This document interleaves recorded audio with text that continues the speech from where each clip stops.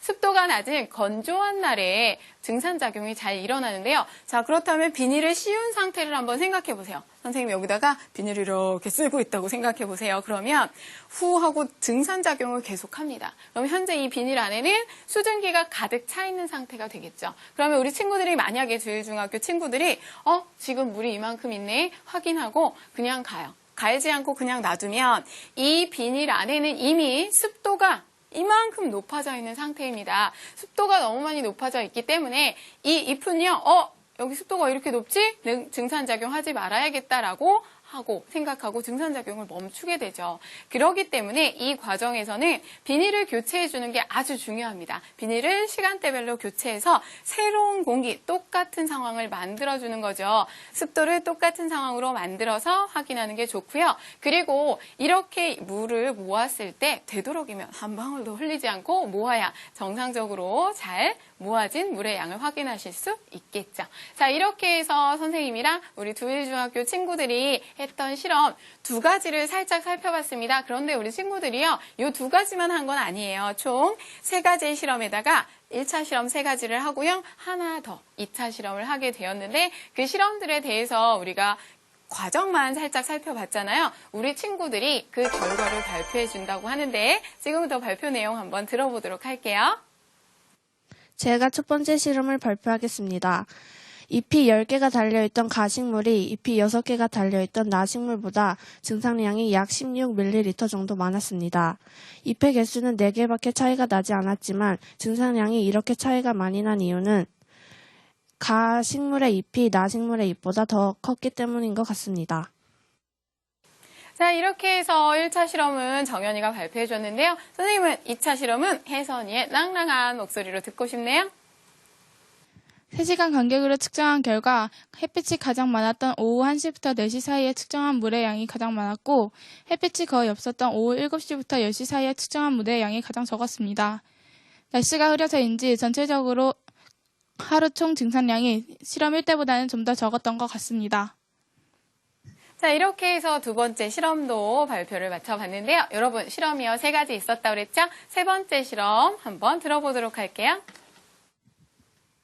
호일로 감싼 잎은 증산작용이 거의 일어나지 않았지만 햇빛에 그냥 놔둔 잎은 거의 10배 정도 더 많은 물이 증산되었습니다. 햇빛이 증산작용에 거의 절대적인 영향을 미친다는 것을 알 수 있었습니다.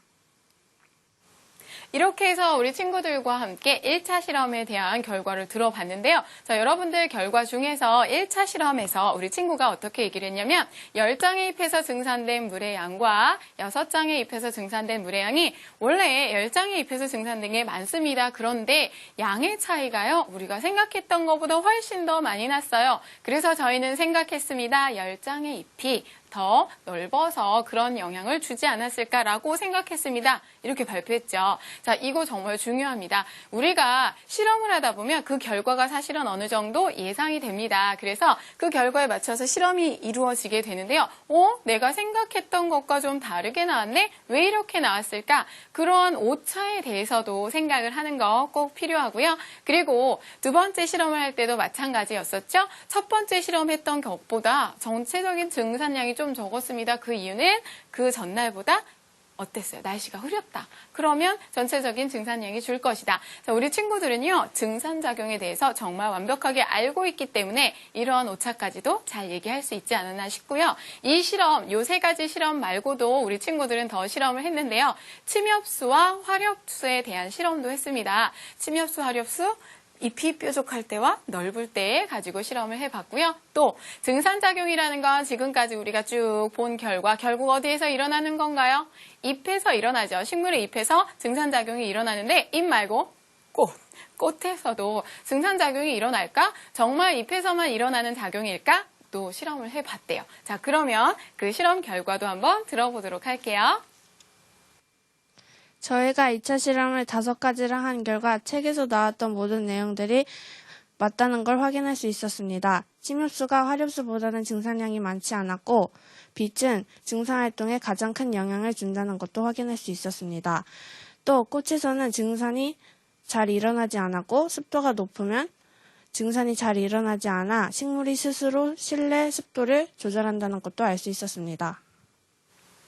여러분, 우리 친구들의 발표 내용 어땠나요? 자, 선생님이요. 우리 친구들 돌아가면서 한 명씩 발표를 시킨 이유가 다 있습니다. 우리 친구들이 지금 본인들이 한 자유탐구를 선생님과 우리 친구들에게 보고를 하고 있지요. 알려주는 거예요. 자유탐구라는 거 내가 해서 나만 알고 있는 거거든요. 그래서 좀 더 자신 있고 씩씩하게 발표를 해야 되는데 우리 친구들이 그냥 아마 여러분들 앞에 서서 발표했으면 지금보다 훨씬 더 자연스럽게 씩씩하게 웃으면서 예쁘게 할 수 있었을 것 같은데 아무래도 카메라와 함께 이야기를 하니까 조금 떨었던 면은 있지요. 그쵸? 근데 그래도 우리 친구들 발표 잘했습니다. 이 정도면 정말 잘 하신 거고요. 우리 친구들도요, 앞으로 여러분들이 자유탐구를 해서 발표를 하실 기회가 있다면 언제든지 기억하세요. 지금 이 자유탐구의 내용은 내 거예요. 나만 알고 있어요. 그렇기 때문에 충분히 여러분들은 자신감 가지셔도 됩니다. 나만 아는 건데 내가 너희들에게 알려주마 라고 당당하게 설명을 하시는 게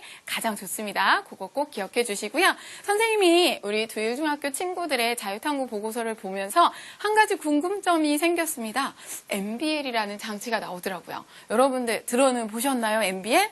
정말 어려운 장치죠. 사실 선생님도 중고등학교 때는 이 장치를 본 적이 없어요. 너무 조금 복잡한 고가의 장비다 보니까. 그런데 우리 친구들은요, 학교에 이 장치가 있더라고요. 오, 좋은 학교를 다니고 있네요, 우리 친구들이. 근데 이 MBL이라는 장치 자체가 지금 선생님이 말씀드렸던 것처럼 조금 어렵죠? 어떤 장치인지 혜선이한테 살짝 물어보도록 할게요. MBL은 실험자가 실험실이나 야외에서 한 과학 실험 활동을 컴퓨터를 통해 데이터를 취득하고 그 데이터를 다양하게 분석할 수 있는 시스템입니다. 자, 여러분 MBL이 무엇인지 아셨나요? 자, MBL이라는 것 자체가 사실은 아무리 들어도 너무 어렵습니다. 선생님도 어려운 내용이에요. 근데 기본적으로 간단하게 여러분들이 이해를 하신다면 이 MBL이라는 건요, 컴퓨터에 센서가 연결이 되어 있어요. 그래서 그 센서가 직접 여러 가지 정보를 받아들입니다. 우리 몸에 감각기관이 있어서 정보를 받아들이는 것처럼